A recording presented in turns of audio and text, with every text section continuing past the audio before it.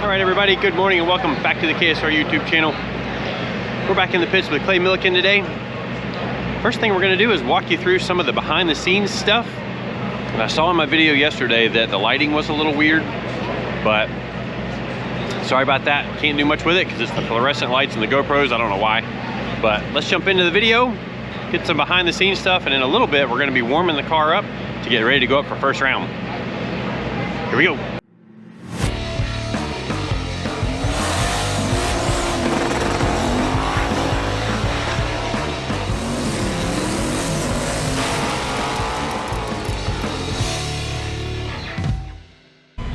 All right, so we're in the trailer today, getting ready for eliminations.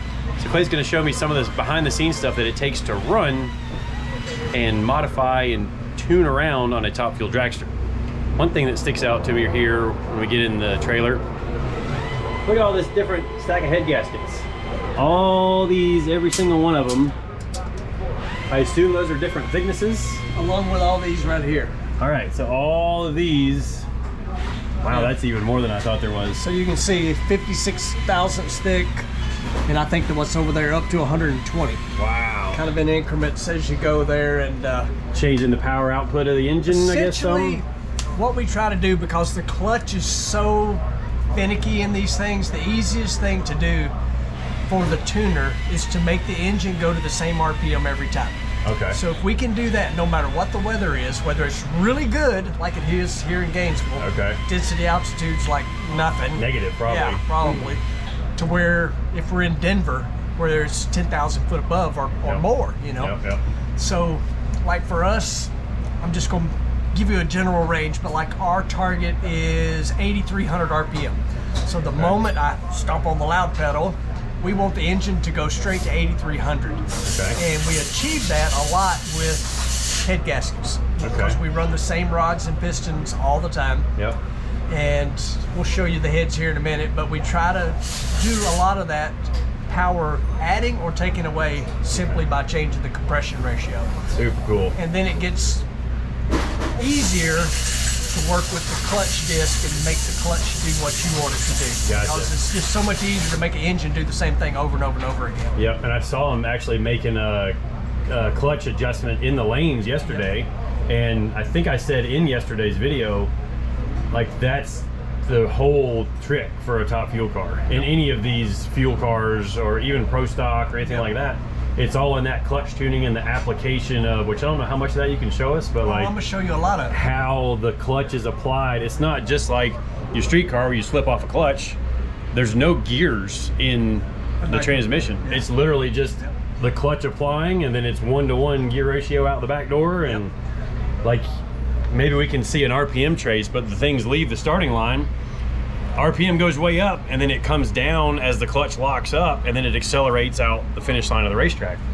So that's kind of neat that, you know, people that don't know this stuff of how it works, it's like you hear it, and it's, I mean, for me with kind of an ear for it, I've always wondered, I'm like, it sounds like they really tug down pretty low in the middle, and then it pulls back up off of it and runs out the finish line. Which is something you hear all the time. We can't use all the horsepower. It's really not true. We can't use it all on the starting line. Gotcha. But if we made all the horsepower that could possibly be, we'd never be able to pull the engine down through the middle. Gotcha. We can actually pull 11 or 12,000 horsepower, whatever this thing is. Yeah. The clutch starts grabbing it, it pulls the engine RPM down, which tells you if we had more power, we would be using it. Gotcha. You know what I mean? Yeah, okay. I mean, it's simple. You know, engine RPM and drive shaft speed make you go fast. Yep. Okay. So, cool. Yep. Well, there's lots of cool stuff to see in here. See what all Clay wants to show us, and we'll walk you through a few different stages. So how about we look at some cylinder heads for a top fuel dragster? Yeah, these things all billet. Looks like we got a little damage porcelain. right there. So this is from porcelain, so the spark plugs. I saw some plugs after that last run. Had the porcelain broke off of them a little bit. So that's kind of normal damage. I mean, you don't want it, but it's part of it. I'm sure when these get beat up, y'all weld them back up and probably remachine them and stuff, kind of like I just did to soccer mom's heads. Exactly. See, it happens. Yeah, you can have a little scratch in there, by the way. Yep. So we really don't like, you know, race cars, port work's a big deal, you know. So we don't really do any kind of port work. These things come CNC ported. Actually, I'm gonna move to this head. It'll be a little easier to flip over. So they come CNC ported, and yes, they've got these little shoes in there on the exhaust side. We call those shoes. And what are those? Because they're not like metal. It's like a beryllium or something. I'd be lying. I think I'm making that up. I don't really know, but gets really hot obviously on the exhaust side. And while we're right here, before I get to the port, one thing that's different about fuel cars is we're actually putting fuel into the cylinder, right into the intake. Oh no, that's the intake port. Okay. So I was pointing at this because the fuel comes in from the pump right here, and you've got these two little jumper lines. Is there a jet or a restrictor in here or something? So one side is called a idle, and one side is called a run. Okay. So this side, the shorter side, it has just the nozzle in there, and that's what the car idles on. Okay. And the other side won't open until it sees enough pump pressure. There's a spring, a ball check in there for that side. So. And it's all mechanical stuff. There's no electronic fuel injection. No electronics. I don't even think atomizers would run this car. No, it'd be a massive amount of fuel. So you can kind of see that in one of the injectors right in there behind the valve. Yep, one on each side there. And back to the port thing. So this is how they come. We don't mess with them. That's pretty big. It's large. Yeah, my GoPro will almost fit in there. Yeah. Yeah, they're massive ports, that's for sure. That's probably 4 times the port of like an LS. Like you could fit 4 of them, at least 3 of them across the side there. They're about the same height. But every run, these things get a valve job. Springs get checked. A lot of times we'll move the intake spring over to the exhaust side. It's only a double spring. Yeah, only a double spring, but a lot of pressure though. Yeah, they're a big old fat spring. Yeah, they're a big fat spring. Big joker. They are a big fat spring, but a valve job every single lap. Like I said, the springs get checked. We CC them. You can see here there's a few heads in here. Yep, the extra heads. Yep. You can see the different writing on the chain or the head, so they know what chamber size, which kind of goes along with the head gasket thickness that they were using earlier. You wouldn't want to put your smallest set, which these are all pretty close, 2017, 202, 2021, 2020. And these are some just back from machining, had some work done on them, just hadn't got reassembled yet. Gotcha. So. See a spare intake base down there, spare set of headers down there. Yeah, it's basically just a trailer full. We'll roll right back here, then we'll roll into the other trailer. So back here is where they do the superchargers. So we got a supercharger there, there's a supercharger under there, there's 2 outside right now. So, oh no, it's right here. Yeah, so it's sitting here. So the superchargers are really freaking heavy, way more than me. Come out here. And so they're 2 different kind of Teflon plastic strips in them. Okay. If you hope to get 2-3 runs out of them, sometimes you do, sometimes you don't, and that's part of what makes them work good, keeping them sealed up properly with the proper amount of clearance. So is the air volume all the way back into here, like the rotors are all the way back into there? Yep, and the rotors are, the length of them is a rule. Or they'd be bigger. Okay. So the length of the rotors. So this is just based on an old GMC root style. Yeah. That's all it is. Like the 1471 style deal. And these look like, you can kind of see the similarities, which is not, obviously this is all billet and those things were cast on those deals. Yep. But one thing, and maybe we'll find it here in a little bit, one thing that I thought was interesting, you can see the air inlet. Well, the outlet at the bottom where all the air goes into the engine is, I thought, kind of small. But that's also part of the rules that you guys have to meet. And these things on the engine, like literally like the center of the engine's like here or something, right? Yeah. Like it's way offset to the back of the engine. So in the this started about the time I started. I'm looking over here at Lance Larson, y'all, by the way. So Lance is kind of the overseer of all things here. So the reason they did these super long snouts and moved the supercharger backwards is the rotors, the way they make air, it pushes it to the front of the motor. Oh, so when I very first started, we would have way more compression in the rear. static compression Gotcha. and less in the front.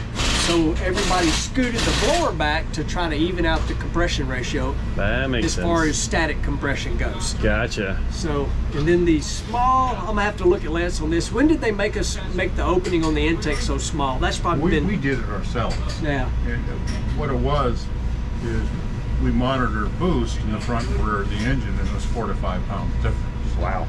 And we tried to even it up, and Austin Coyle over at John Forces did it first. Yep. And he made a very small opening where it goes in, and then a trough so the blower would work to fill it in there. Gotcha. And when we did that, there's 1 pound between the front and the rear, and allows the compression being more even. Gotcha. And we were talking at the first about that being, they made a 371, a 471, a 671, and an 871. That's Gotcha. all they made. Gotcha. The 1471s originally they bought rotors and doweled them together, and then as it evolved, we managed to make them out of billet. I told you he's done this for a long time. Yeah. I read Tons all of those knowledge. So what kind of boost numbers are we talking about? Since my people know boost, if Well, y'all are allowed to talk about boost numbers. It's controlled by a lot of things. Yeah. You know, the camshaft, how your thought process, how you want to Yeah. do it. Yeah. Some of them are traps. I think probably the goal is somewhere between 48 and 50 pounds of boost at Okay. the throttle. And a really good setup might have as much as 60 at the finish line. Okay. Cool. So the max that my stuff has ever seen has been like 43, but I'm a 323 cubic inch engine, and you guys are 498, I think. 498. But also they have, I would assume, some pretty massive overlap in the camshaft. So That's it a probably last gets question. a little bit of the boost. Let's just say. Let's face it. The big difference between your engine and ours is how much fuel you put in it. Very true. Okay, we don't have to put as much air in as you because we have a 2-to-1 air fuel ratio. And it brings its own Chemically, oxygen. And at in times the it's fuel, one. I think. Yeah, it's what do they call it? Oxygenated. Mono propellant, and what it does, it releases a lot of what's necessary for combustion within itself. Okay. Not enough completely. Gotcha. So when we put this much fuel in, like this engine here in the middle of the racetrack is putting 86 gallons a minute in it. Yeah. You know, and you're a performance guy. You know, Yeah. if you get a quarter of a gallon more in what you're doing, It's making that's a that much big more deal. power. Yep. We work it. Let's put 2 more gallons in it. Yeah. Well, so the exhaust side has to be long, Yep. even though there's no back pressure in the him. It's in and out, in and out, Yep. in and out. Yep. You're not changing directions like an LS does. You're not, or Yep. everything else does. But you still got to have something. But we try to keep the overlap within reason. Okay. Because of the fact that we want to still build boost. We don't want it all going out on Gotcha. the split. And the flames are from the split. Okay. That's not unburnt fuel. Okay. That's the split overlap when both valves are open going through there. Yeah, which it kind of a little bit of a bummer. We didn't get a night run tonight and see some big old gnarly flames, because they'd have been some big ones tonight with the air as good as it There's is. good air out there. It'd for have been sure. rowdy on the. The flames would have been in the wrong direction. You got that right. Let's move over to the next trailer. Okay, cool. Stay tuned. Racks, so rods and pistons, they take a lot of abuse. I can imagine. Which one thing I want to tell my people is, so basically my engine and Soccer Mom, let's just say based off the calculators and based off our fuel consumption, I'm going to say Soccer Mom's 1,500-ish horsepower. It's 328 cubic inches. There's 8 pistons in the engine. And basically, our entire engine is made in one of their rod and pistons and one of their cylinders. If that gives you guys any idea how insane these things are. Right. So it's let's see, we're working on a cylinder or a connecting rod there, so Yep, we just got some new to us rods in, so we're gonna go through and we're gonna measure how much they crush. okay. So if you're familiar with connecting rods, you'll notice a lot of times they can stretch. Yep, Ours okay. will never ever stretch. Okay. They will always get shorter. Huh. So- Cylinder pressure is that high. Yeah, It's- okay, it's that makes incredible. sense. We actually just took a rack apart and had a rod that measured minus 18 and a half. Oh wow. So like thousands? Yeah. Oh wow, that's It's real from short. Almost 20,000. So everything gets shorter. Pin towers on pistons get shorter. This one's marked a -1. Okay. So everything gets gets crushed really, Dang. really hard. Pins bend. So we got super, super thick walrus pins. Goodness. And these pins will bend. Like very, very thick pins. That's a massive pin. So we are so hard on this Yeah, stuff. pull that drawer back up. Look how many pins we just keep. That is quite a few pins. Yep. Yeah. I'm sorry, Blaine. Go right ahead. No, that's fine. But yeah, we're just so hard on this stuff. Rods fork out a lot. It's a constant battle. If that, you know, look at this thing we got here. The size of that deal and the meat in this thing, and they're still crushing them. I mean, we've run aluminum rods and some stuff, and we know they're going to go, you know, 200 runs before we decide that's safe and we need to change them out before we break one. You guys don't get near that amount on a set of rods. 10? Yeah. 10 runs if it's really, really, really good. But And never back to back. Oh yeah, because they're switching Yeah. them every run. They're switching so them every run. and then they come back in for an inspection basically after every run, right? every single run, a rack will come back to us Okay. and we'll take everything apart. We'll measure everything, and then Very cool. put it back together and hope we can make it work. I'm guessing that's the wrist pin checker right there. Yes, sir. Stick it in there and spin them and Spin watch it around the and- watch the dial gauge to see if that Yep. gives you any wiggle. Yes, sir. There's a lot of measuring tools here. Yeah, I Oh. mean, I use this for the rods. I use this for checking piston pin towers. Okay. And then this gauge is actually really cool. So what you can do is you can have a whole assembly, and you know, you'll have a -1 rod and a -1 piston and say a 1,000 bent wrist pin. So Okay. you can stick it in this gauge all put together, and it should read -3. Okay. And that's really, it's key for us because we're dealing with different deck heights, cylinder to cylinder. It's not, Okay. they're not all perfect. Okay. So we're adjusting for, you know, each cylinder basically. We're trying to make everything the same. I saw some of that on a sleeve too. I saw a standard +2 and a standard plus Yep. 1.5. That's got to be bore size, I'm guessing. Yep. Or is that the deck height in them? That's bore size. Okay. So sleeves will get bigger as, Okay. you know, you put the ball hone through them, and Gotcha. or a rigid hone, whatever. Yeah, I saw but- y'all swap 2 out earlier. I guess after the last release, I saw you two too. Yep. If I don't know if Yep. you did any more, but So we check the sleeves for out of round. okay. And we check them for overall size. So if they get too big, the piston can rock on the inside. Yeah, then it loses ring seal. Ring and, seal scuffs pistons. It can actually go all the way up and kiss the head, and yeah, bad that's- situation. That's So, very bad. When, like, I think I said something in one of my recent videos, because Soccer Mom's pistons are now out of the bore a little bit after my block repair, and that's why we were going to run a little bit thicker head gasket to get the cylinder head away from the piston, because we don't want pistons kissing on cylinder heads. No. That's not a good kiss. Nope. Let her rip, Mike. He's sitting there waiting on us. Oh, all right, we gotta let him do some work. We'll be back in just a second. Hey, We so can do a quick version. we're gonna go through some of the clutch stuff, which I showed you guys in yesterday, or told you guys in yesterday's video that they were making some clutch adjustments right before the run, or at least checking the clutch adjustment, I guess, before the run. So right, like in the staging lanes. Yep. So in the staging lanes, we can make adjustments all the way up till about 2 pairs before we run. We could adjust stops, which take levers out of play or put them in play. Okay. We can adjust primary weight and secondary weight if we wanted to. Okay. Primary weight we're married to from the burnout all the way down the racetrack. The secondary levers are actually staggered and they come in throughout the run based on when our flow is open and allow our throwout bearing to come back. Okay, and that's got to do with something with all these things here. Yes. So we can take the levers in and out of play using these stops right here, essentially with arrows. So this one's locked. So this lever would come out earlier than this lever would per se. Okay. And then we can change the weight. So all the nuts and washers you see on here is weight. They're different materials, so they weigh different amounts. I know what each and every lever has individually on it for the axle, washer, and nut, and we can change that in the staging lanes. You can change See, the weight. there's like some washers on that one right there. Yep. And it's a centrifugal force thing. Yes, I'm it guessing. is. So, So, I mean, essentially starting from the back, I mean, from motor play back where me and my clutch assistant are in charge of everything, it definitely takes 2 of us to do this, but we start with a flywheel.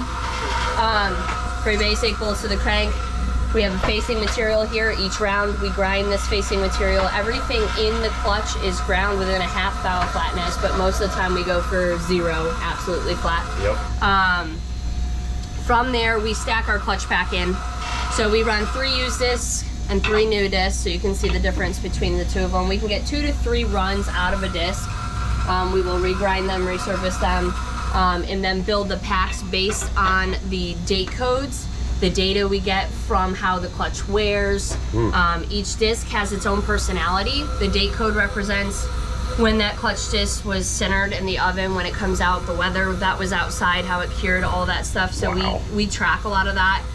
And then we try to find the unicorn pack that likes each other together. You can get a disc in there that can make the others upset. It can glaze, it can wear a lot, make the rest of the disc mad.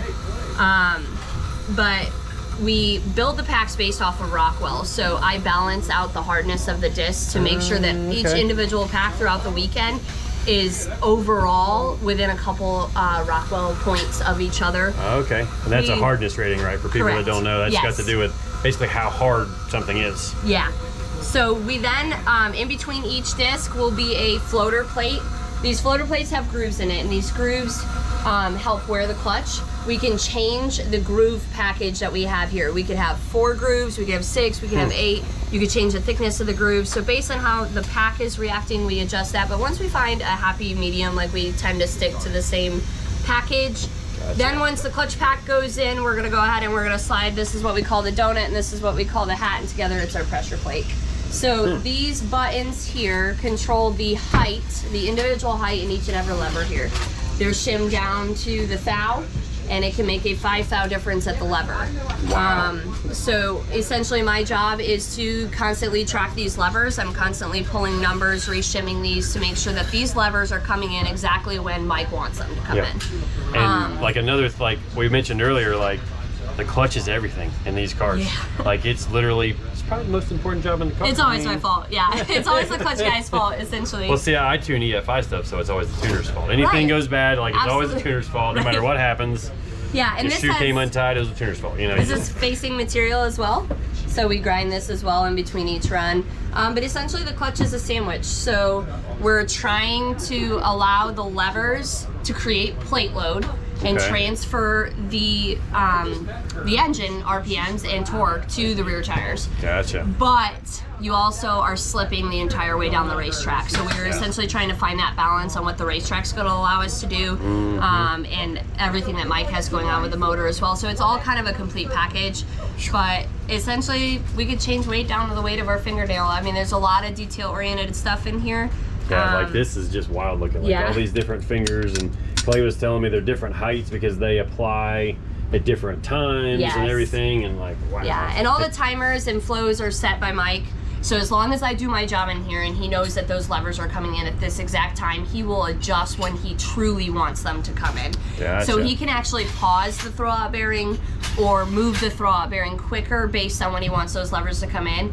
And there's a whole bunch of pressure regulators and stuff as well that we can set maps to keep us within in case it does get out of control. It will actually pause or remove the throw-out bearing for us within a window just to make sure that we don't smoke the tires or something like that. Gotcha. But it doesn't always catch, you know, if it goes out and does something we don't want it to do. But silly race cars, sometimes they have a mind of their own. For sure. I think Clay was telling me at the shop it'll eat 100 thousandths of thickness. Yes, approximately. That's our goal. Okay. But each disc doesn't wear evenly. Yeah. So the used discs have a heat cycle on them. The new discs, of course, don't.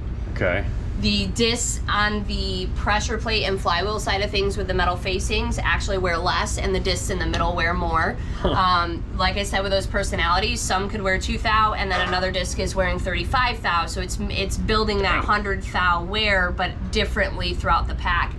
Different discs with different metal makeups, more copper, more iron, more whatever they put in it, can react differently and can apply the disc earlier and be what we would call a wheel speed disc per se. Gotcha. Interrupt for a second. Okay.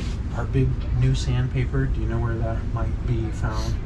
The big disc ones. There should have been, well, there was one on the lapping plate, and then the extra paper, I'm not sure if it's in the trailer or not. It didn't ever get put So on the lapping. you guys see, like, It move didn't? this lever, and then that's pushing on the donut, right? Yes, correct. Okay. And this will attach here, and there are stall springs that we install on the studs here. So you're overcoming the stall as well, and that allows him to be able to stage the car and make it through the burnout and everything without necessarily overheating the clutch. Okay. So you set the stall just to enough where when he lets off the brake, the car creeps forward and he can stage the car, but we're not necessarily engaging it and overheating it. And that's kind of like what he tests when y'all first do the warm-up. I guess that's one of the things that get tested. Yep, and forward, reverse. He's also checking neutral. Because technically the car doesn't have neutral. You have a forward and reverse gear, but neutral is when he pushes the throw-out bearing in and actually finds this little sweet spot in here in the cover where the primary levers are neutral to the donut. Okay. So it's not applying it, and it's also not over center and reapplying the clutch. Gotcha. He's pretty badass. I don't have to set neutral for him. Some drivers have a pedal stop where the clutch person will set neutral for them, so they just put the clutch pedal in, it hits the stop, and that is neutral. Clay's over there feeling it. He does it all by feel. Yeah, that's why you see me stick a mirror up. People ask that all the time. Yeah. I know what it's supposed to feel like, and all I'm doing is making sure the tire is not barely trying to move. Okay. And it's just how I learned. I've done it. It means I'm old. I do it old school. I don't use a pedal stop. Cool. No. Simple way to think about that is street car. You just push your clutch all the way to the floor. Yep. If I do that, the car will take off. Gotcha, because it goes over center and reapplies it the lever the other way. Yep. So, which I've trashed a clutch like that. A very expensive tilting clutch one time. Yep. Not setting a pedal stop, and I've done that. Been there, done that. Yeah, and then from behind that we have the Cannon, which is that pneumatic over hydraulic throw-out bearing. It has a piston that controls the flow of that. We have our reverser, which is a basic planetary gear set. We're in charge of the rear end as well. We're limited to our rear end gear set. We're at a 320 rear end, and then we're in charge of the wing and tires. And my assistant has the tires under control. I really don't get involved in that. But he's watching him. He's along with the best hair in drag racing. He's actually a pretty big secret to the clutch department. I mean, a lot of people see me as the clutch person, but there's a lot of work. He cuts all of my discs for me, so I really rely on him to do a lot of the job. So it's really we're a team, honestly. Heck yeah. It's good. Yeah, what's this right here? That's the planetary set? Okay. Yep. Yeah, so he literally just has forward and reverse.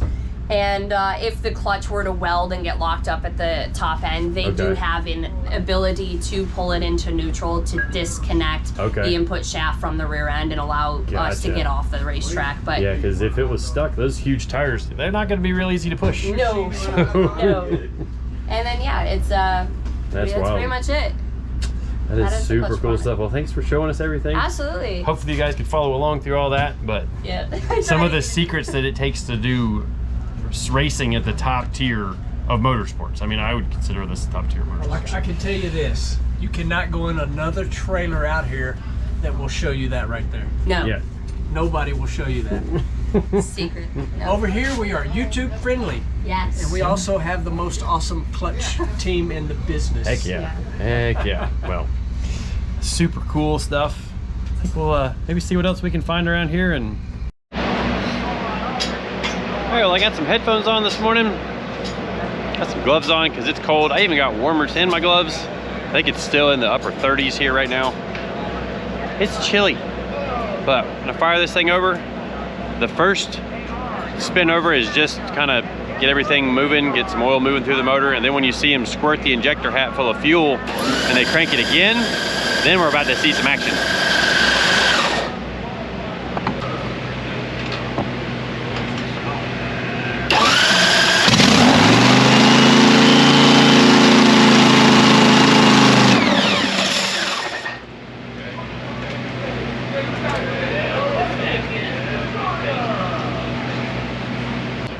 So I think he was dialing some more air in it to get it to idle.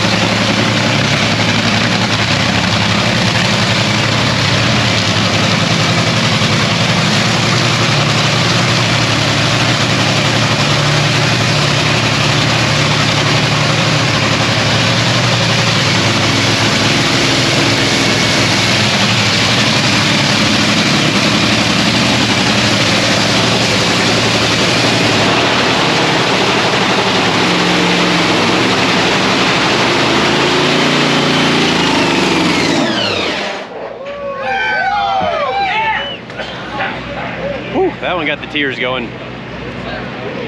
Airflow's a little bit different today around the pits. It was a little bit more intense. Okay. All right, so before we leave the track here, Clay's crew chief, Mike, is gonna actually show us some of the data.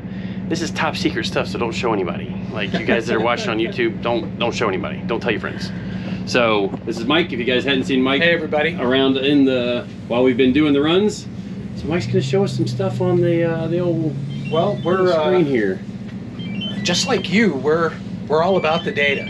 We're all about the data. It's all about the data. So we have lots of tools. When I get to the racetrack, I start out with our weather program. I'm in the weather calculator part now, and this is how we collect weather. We have a weather station on our trailer, and of course it's recording all day long. And then That's awesome. I take our various forecasts. Lots of weather models are available for everybody to view, and so I love to do weather, and so I preset a format. So I'm looking at that, seeing the barrow, and I'm like, oh, I wish I had my car, because so that's some really good barrow. On Friday here, we got rained out, and it was pretty obvious. You know, early in the morning, there was no real good reason to collect any weather data. So these in gray are the predictions, and the numbers in dark bold print are what they actually were. So right before we went up to go make the last run, this was my last weather point, 63 degrees. The absolute barometer was 2970. 63% humidity, and the zero is cloud cover.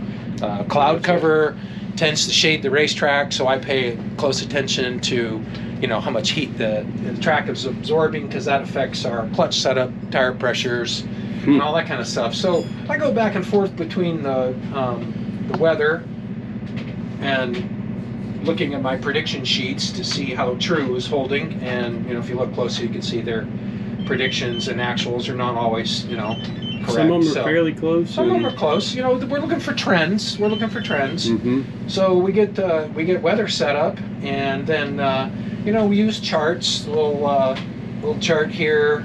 That's our blower overdrive charts. These are now. We got off the chart. We went slower with the blower here than we've ever gone before. We're in the blower 32.5. Because the air's top so secret good. information. 32.5. We didn't have much blower on it.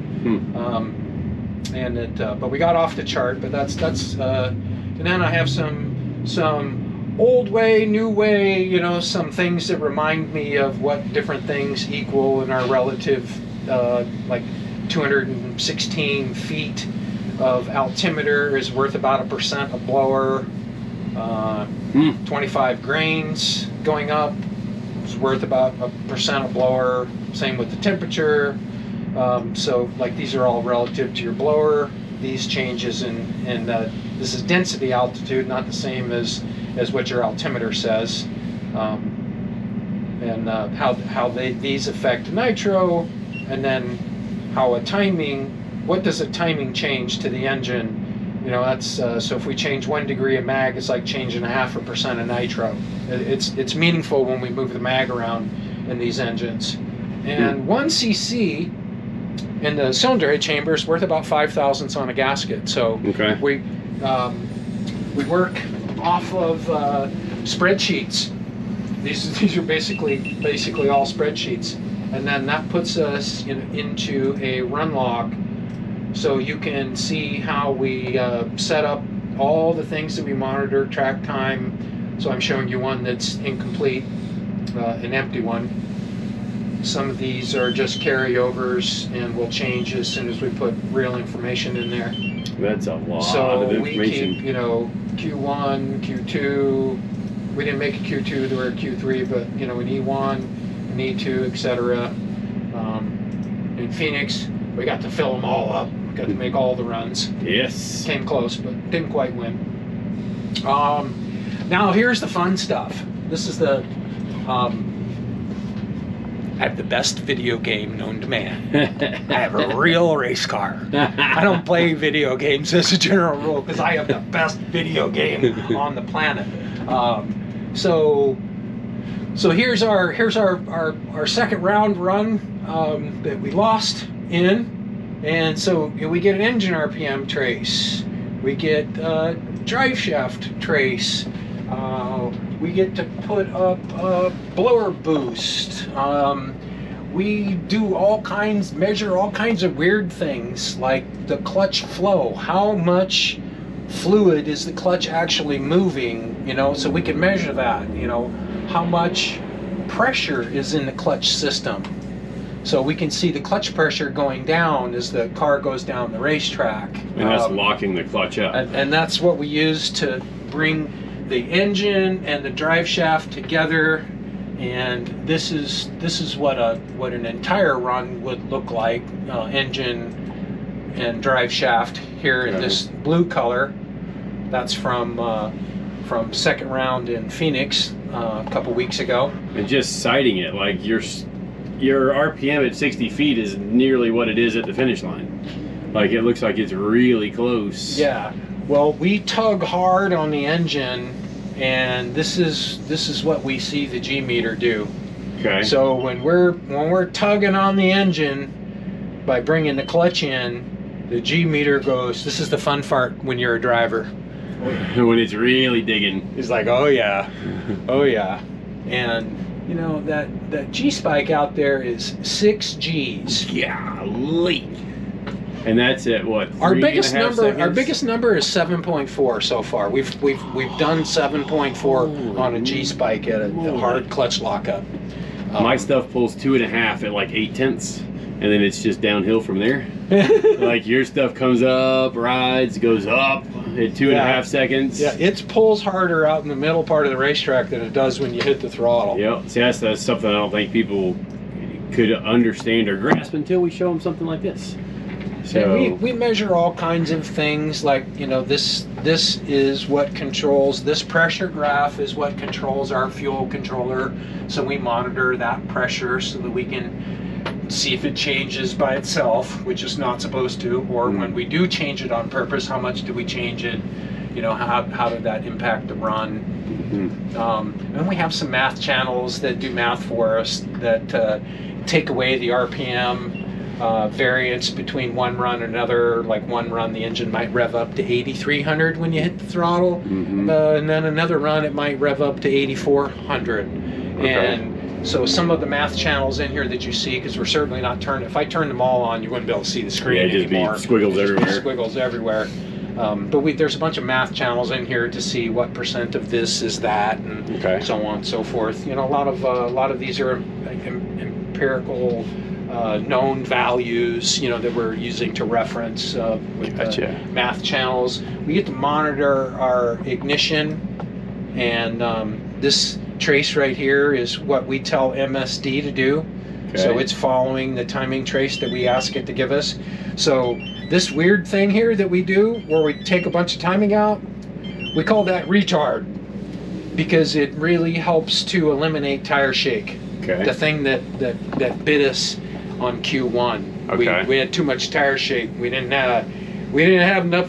We call it jiggle. You know, it's an old school term. The kids out here that work on the cars don't know what jiggle is, because their mags never used to move with air cylinders the way me and Clay used to have them a long time ago with the Werner. So no jiggling. Everything's done electronically through the magic of MSD and their points boxes and that fancy device they call a grid. Yeah. Well, and one thing people don't understand is, like, you don't hook the tire. When it hooks the tire, like he's talking about, and it goes into tire shake, that's because the tire was actually hooked up too much. And so then it I guess I've heard it called squaring the tire off, like it gets all square instead of staying round, and you're accelerating through the slip, or... Well, I call it the slip ratio of the tire. The tire has a slip ratio, and the racetrack, for those of you who know a little bit about horse racing, you have to rate the track. Some tracks are faster than others. Some tracks are really soft dirt. Horse gets better traction. and the horses run slower in the dirt because Okay. you can run faster on pavement than you can in sand, right? That's true. So they have to rate the racetracks, and some horses are better on a slow track Huh. and worse Interesting. on a fast track. But Gotcha. we have to grade the racetrack and understand when the track is getting better, so that we can make the necessary clutch and engine adjustments Gotcha. to keep the tire working right. And it's all works together. All and boy, it's a lot of dominoes you got to tip over just right, Mm-hmm. or the dominoes stop tipping over. Yeah, and like I was telling Clay a minute ago, it's pretty impressive to me that there's as many cars as there are, like really, that have a shot at it. I mean, like, it seems like, I mean, obviously we were 15 on the qualifying sheet. We took out number 2 qualifier first round, and like there's a bunch of cars that are all close there and fairly close to being able to run a number, because like the record's a 360, mid 360, or a 362, 66 or something like that. And I mean, we had a bad run and ran a 405. That's not that far off the record. And then now they're out there, most of the cars that are left are probably, running 370s, 360s, which is, we went a 372 first round. That was going to be probably a, mid 370 again, because Yes. you backed her down just a little bit. Well, So probably would have run a 73 or a 74. It wasn't going to go Gotcha. quite as good as first round, Gotcha. but you race one car at a time. Yep. And Yep. well, we were running plenty good enough to have won that round. We could have won that round with room to spare. Yeah. Car was running really good, did exactly what we asked it to do. Yep, yep. And that's really fun when it can go and do exactly Yep. what it can do. But That is super cool. From a data nerd, from one data nerd to another. yeah, and then when you can sit in here and look at all the squiggly lines on the screen, but when you go outside and you look at the parts on the race car, Yeah. and we'll show the people that had the engine a little over-tuned first round, and you can see these rod bearings look very, very ugly. This will be not so bad. This will be number 8. This will be number 1 for all of you. Bad wounded. But then I'm like, okay, we can't do that again. We gotta make the engine look a little better, That's and all it'll pretty probably happy run there. better too. So, engine was running great second round. We're confident that we would produce a mid to low 370. Cool. And then measure the track conditions in your competition and see what you have to do to win Go on to the next one. semifinals to get in the final round, because you can't win a race unless you get in the final. That is true. So that's that is true. Don Perdone told me that a long time ago. Yeah. You got to get there first. You got to get to the final round before you can win it. You know, Yep. so And I do some endurance road racing, and they always say you can't win the race on the first corner. You can sure lose it on the first corner, but you can't win it in the first corner. So yeah. you got a 14-hour race and people pile up in turn 1 first lap. And you're like, what are you guys doing? You're done. Like your race is over with now. You just ruined your entire weekend. Because like at the upper echelons of any kind of motorsport, everything is honed and like to the last little tiniest margin, because you're looking for that consistency, you're looking for that performance. Like it's all of that data matters. Why do you suppose it is that most really good race car drivers are skinny little runts? I don't know. It's one thing, the crew chief can put the weight wherever he wants it. That's for sure, to meet minimum weight. That's really been great with Clay, because he's a little guy. Yep. And it keeps us from having to buy all the real expensive lightweight parts, because we can just buy stock stuff. Yep. And we don't have to make everything there is out of titanium or mag and expensive materials. So we're real fortunate that we got a light guy. Yeah. And, we're real close to the minimum weight and all that. But Gotcha. Cool. Well, thanks for Clay showing. keeps it close for us. Yeah. Well, thanks for showing us all that stuff. I could stay in here all day. You guys probably may not be interested in the data as much as I am, but so probably a good little spot there. We might have lost a few of you, but thanks again for watching. We'll see you guys next time.